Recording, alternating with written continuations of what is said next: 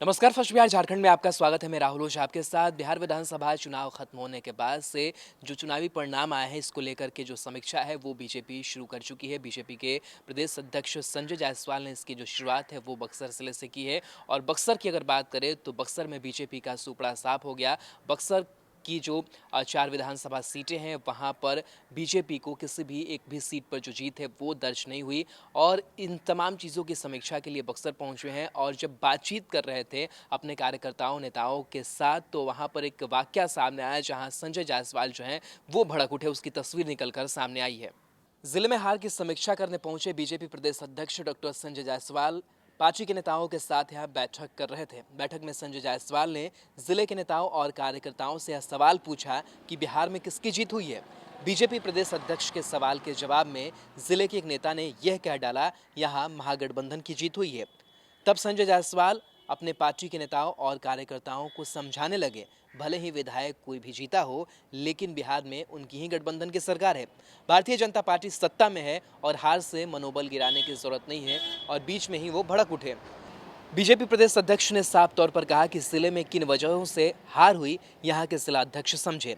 Party के स्थानीय नेताओं को समझना होगा कि आखिर किन कारणों से बक्सर में एनडीए को हार का मुंह देखना पड़ा।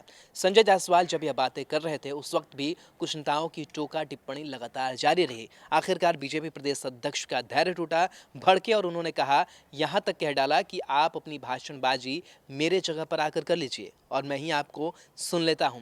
तो कहीं ना कहीं खास करके बक्सर की अगर बात करें, और बक्सर की अगर बात करें, तो जाहिर सी बात है कि जो मनोबल है वो ज़रूर गिरा है वहाँ के कार्यकर्ताओं नेताओं का। जब संजय जायसवाल ने पूछा तो लाजमी भी था कि जो नेता कार्यकर्ता थे वो कहते हैं कि यहाँ से महागठबंधन की जो जीत है वो हुई है, क्योंकि बीजेपी के प्रत्याशी जो है वो जीत हासिल नहीं कर पाए। लेकिन यही जो बात है वो संजय जायसवाल को नागवार गुजर गई। उन्होंने डांट फटकार लगा दी और उन्होंने समझाने की कोशिश की कि विधायक कोई जीता हो, लेकिन जीत जो है वो हमारी गठबंधन की हुई है, यानी कि एनडीए की जो जीत है वो हुई है।